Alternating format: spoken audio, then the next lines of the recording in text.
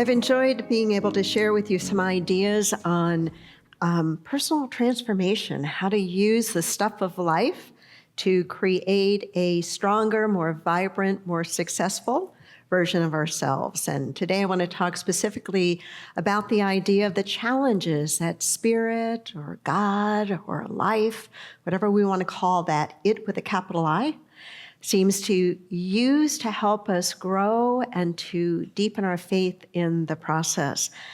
The obstacles that we encounter, I don't believe, are designed to break us apart, but are designed to break us open, to help us understand the capacity we have for growth and to develop that capacity in strong and vibrant ways. When someone is truly driven, it's as if nothing can hold them down. There is that spark within that rises to meet whatever the difficulty is. I was thinking about people in the world that have had such a positive impact in various areas of life and living as really a direct result of challenges that they have faced. You know, I think of Oprah Winfrey. I think of the tremendous influence that she's had in the lives of so many people, how many people she's been able to reach and to support and to help become better people. And yet in her life, there's no question she was faced with lots and lots of personal challenges and difficulties. I think of the actor Michael J. Fox and the debilitating illness that he has dealt with, and how he has become a voice, an advocate for change, and has made such a positive difference. I think of my kids growing up reading the Harry Potter books and how much they loved those books and how it kind of opened their minds and deepened their imagination. And yet, of course, we know the story of J.K. Rowling and her experience of just tremendous poverty and tremendous difficulty. And we can really expand that list to so many different kinds of people that have made their mark and somehow made life a little bit better as a result of, I wouldn't say in spite of, but as a result of the difficulties that they experienced. I think that challenge provides us a choice point. Every challenge that we have, think about the challenges you've had in your life, and maybe you've got some significant ones that you're dealing with right now. Challenge is a choice point. And the choice that we make in the face of our challenges, I think, are one of basically two things. We either rise to meet the challenge, or we stand still and we're defeated by it. We either rise to meet the challenge, or we stand still and are defeated by it. I think this is true not only of us individually, as we face challenges individually, that we're at a choice point. We either rise to meet them, or we stand still and are defeated by them. I think this is also true of us as a society. We either rise to meet the challenges that we see before us, or we stand still, do nothing, and are defeated by them. In this series, I've chosen to share more of my personal challenges and experiences in life, much more so than I usually do in series, as a way of just connecting with you perhaps on yet another level. And when I think about some of the challenges I've faced in my life, we're sitting right in the midst of one of the biggest challenges I ever faced in my life. And that was helping us to move from meeting in hotel rooms and then a public school auditorium and then in rented facilities to eventually having a home of our own. Big, big, big challenge. And I'm going to touch upon just a couple of the pieces of that challenge and then string together for you ways that you might use some of what we went through and some of the things I learned that might help you with whatever challenges you are trying to rise to meet rather than standing still and being defeated by them. And so when we had outgrown the facility that we were in Mission Valley, we started to look for a home of our own. And this is the home that we eventually found. But in order to get this home, we had a big challenge before us as a community. And that challenge was that we needed to raise a lot of money, and we'd never done that before. We needed to raise $500,000 in cash, and then we also needed to apply for a really big loan. And that $500,000 in cash was not something that we were able to do just on our own. So the board decided to hire a professional fundraising capital campaign type firm that worked and specialized with churches to help us raise that $500 that we needed for the deposit so that then we could get the rest of the money with a loan. And so we hired this fundraising firm, and they were one of the top in the country at that time. And their process was to meet with individual members in the church and talk about what we were trying to do, to paint a vision of what we were trying to do, and then to find out from the people that they talked to, what did they think about the vision, and what did they think about me? What did they think about the board? What did they think about the staff? What did they think about our potential? And then at the end of all of those interviews, they would come back and they would give us their professional assessment of how much money we could raise in the 6 months that we needed to raise that $500,000. And so it was on a Sunday morning that their answer came in via fax, back in the days, when stuff came in on fax.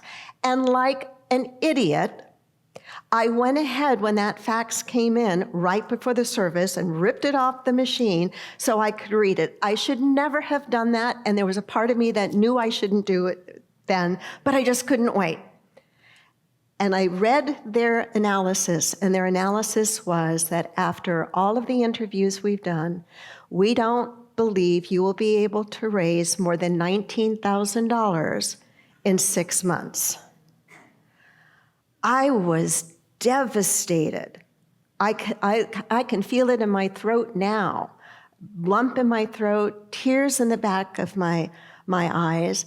My brother happened to be visiting that Sunday, and he was in the back office area with me when I had pulled the fax off of the machine, and he could see the look on my face. And he said, "What's wrong?" And I said, "We're not going to be able to buy this building. The experts have said that we can only raise $19,000 in the 6 months that we needed it." And he looked at the piece of paper and he said to me, "It's just a piece of paper. Let's write something else on it." And he wrote right across it, "You will raise the money you need somehow, some way." Well, he must have been right.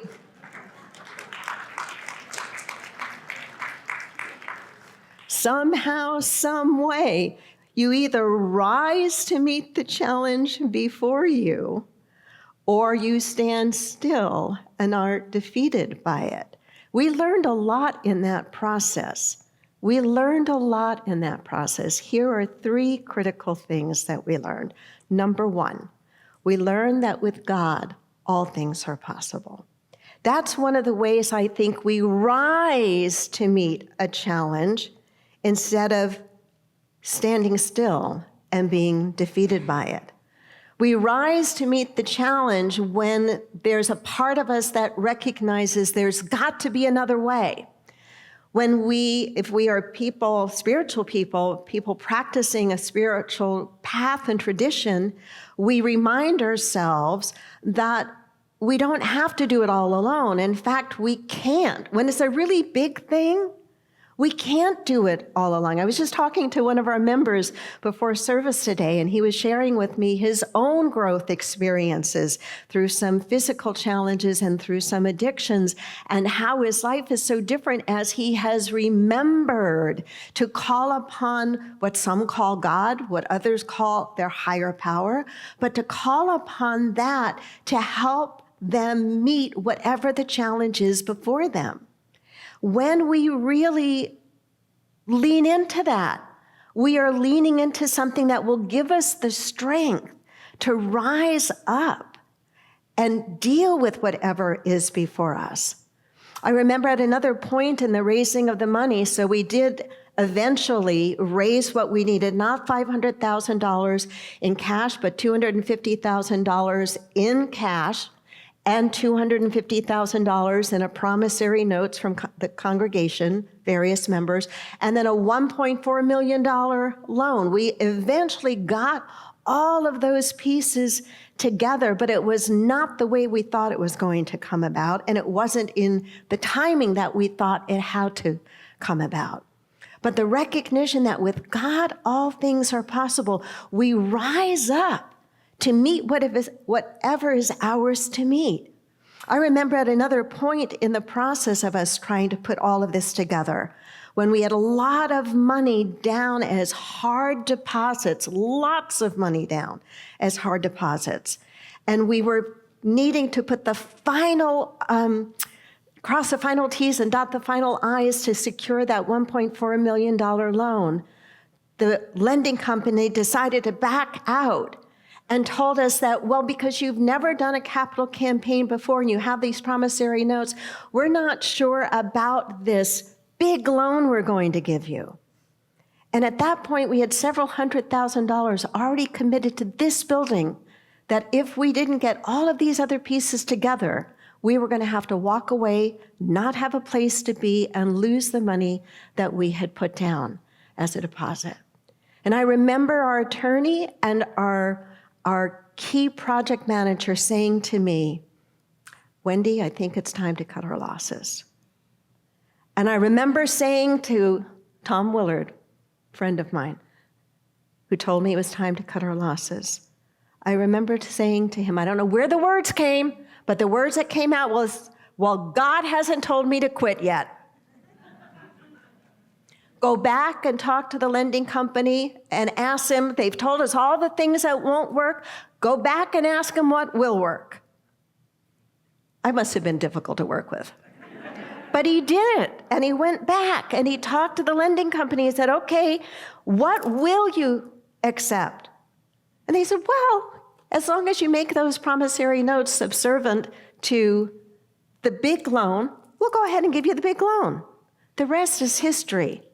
You, not me, you, this congregation, own this facility." Give yourself a round of applause for that. With God, all things are possible was one of the things that we learned. A second thing that we learned is that experts can be wrong. What I forgot to tell you is they told us we would raise only $19,000, and they were right. We didn't raise everything we needed in the time span that we needed it, but they were also wrong in a very big way. And what I forgot to tell you is we had already paid them. Their fee was $12,000. Yeah. The experts can be wrong with you even when they've been right with everyone else. Let me say that again. The experts can be wrong with you even when they've been right with everybody else. It could be a health challenge, it could be a business challenge, but the experts can be wrong. And many times they are wrong. Here are some old expert predictions, and I'll give you a few new ones. I love this one. How many of you remember the name Thomas Watson? He was the CEO of IBM. Remember when IBM was a great big, how many remember the IBM Selectric typewriters? Yep, the big improvement over the old kinds of typewriters. Tom Watson, IBM CEO in 1943, said, "I think there's a world market for about 5 computers. I personally own that many." Business Week in 1958, with over 50 foreign cars already on sale here, the Japanese auto industry isn't likely to carve out a big slice of the U.S. market. How many of you don't raise your hand, drive or have driven a Japanese car? Probably a lot of us. This one from the U.S. Department of Labor, 1929, 1930 will be a splendid year for employment. More contemporary ones. Streaming services will never replace traditional cable television. How many of you have streaming and have cut your cable? Probably a lot of us. That was the media executives in the early 2000s. Social media will never be used for serious marketing. Oh, really? Oh, really? That was traditional marketing firms in the early 2000s. And this one, from multiple tech analysts in 2007, smartphones are a fad. How many of you have a smartphone? I think probably every one of us in this room are pretty darn close to it. So the experts can be wrong, even when they've been right with other people. And so it becomes a balancing, I think, or a discerning. I think that's a better word than balancing. Really discerning for yourself of, is the expert information you've been given, do you really discern that that is true in your case? I don't suggest that we totally ignore experts. I think there's a place to reach out to them and to seek high-level advice and information, but I also think that we need to be willing to take big decisions inside and prayerfully and mindfully discern what is right for us. What is right for us? A third thing that we learned is the way you think it has to be in order for it to work isn't always so. Let me repeat that. The way you think it has to be in order for it to work isn't always so. We didn't raise the $500,000 in capital gifts that we thought we needed. We only raised $250,000, but we were able to secure another $250,000 with promissory notes from the congregation. So the way that we think something has to unfold is not always the way that it's going to unfold. That's been a really tough one for me to learn, and I think that experience was one of the most profound for me. As somebody who tends to really like to think things through, to plan them, to organize them, and to lay them out, I have had a tendency to hold my plan and sequencing far too tightly. And what I've discovered is that when I hold my plan and my sequencing and my timing too tightly, I don't give Spirit enough wiggle room to do the magic that sometimes is necessary to accomplish the very thing that I so much want to accomplish. If we had been, what's the word I'm looking for? If we had been stubborn in it having to look a certain way, in having to get that $500,000 in that time span and in a particular way, we would not have achieved the goal that we were trying to achieve. Am I suggesting don't plan? Not at all. But I'm suggesting holding the plan, what? Lightly. Holding the plan lightly. Knowing what it is that you are trying to solve for or resolve or create or to manifest. Knowing not to do it only on your own, but to call upon that higher power within you and through you to help you accomplish it, to seek advice, to learn, but then also to discern, is what you are receiving, does it really make sense for you and for what you're trying to do? And then to plan, but to hold that plan lightly. As you think about challenges that you've faced in the past or challenges that you may be facing right now, being able to look at those challenges and to ask of them, what is being required of me in order to rise to meet this challenge rather than to stand still and be defeated by it? Sometimes I think what is being required of us is that we have to release the messages that we've been told by others. Sometimes we have got to to let go of the myths and the stories and the naysayers and the negativity that others have said to us about what is possible. Have you ever had a dream and have somebody tell you that there's no way you could accomplish that? Some of you are nodding your head. I hope you didn't pay attention to them. I hope you listened to that part of your heart, that part of your spirit, that part of your soul that put the dream in you to begin with. I believe that the dreams that live in a person's core, in their soul, that is part of their destiny to live out. And it's been my personal experience in my own life, and as I've been able to talk to others and experience life through others' eyes, that those dreams have a way of never letting us go. If there is something you are here to do, you need to do it. I don't know what that is for you. I don't know what that dream looks like. It may not be something that anybody is ever going to write about. It may not be anything that's ever going to be a headline or a great big business or a great big ta-da. But if there is something that you are meant to do, I don't think you are ever going to feel satisfied or fulfilled in your life if you don't do it. And this is where rising to meet whatever challenges come in your way as you are trying to manifest that is so important.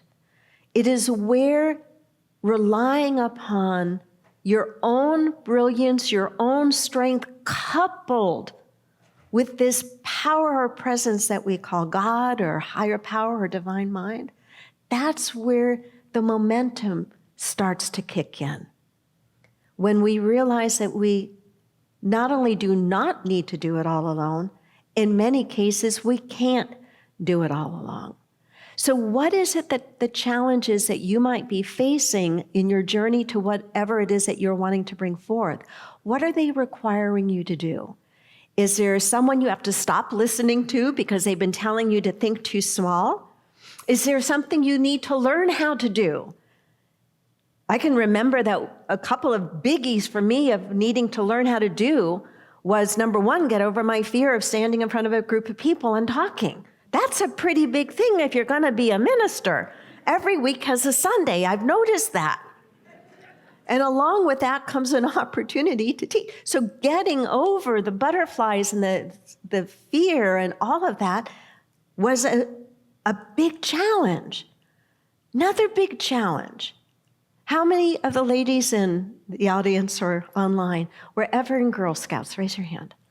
What's one of the things, when I remember Girl Scouts, besides the uniforms that we would wear, I loved working for the merit badges. It was so much fun, and I got so many of those merit badges. But every year there was something we had to do that, and I don't use this word often, that I hated. Anybody want to guess what it was? Selling Girl Scout cookies. I hated that. I wanted my mom and dad to buy all the ones we were supposed to sell. And the goals then were much less than what they are now. I hated it. I wanted to quit every time it was time to sell Girl Scout cookies because I couldn't bear the thought of asking people for money and being turned down. What do you think it takes to do a capital campaign in a church?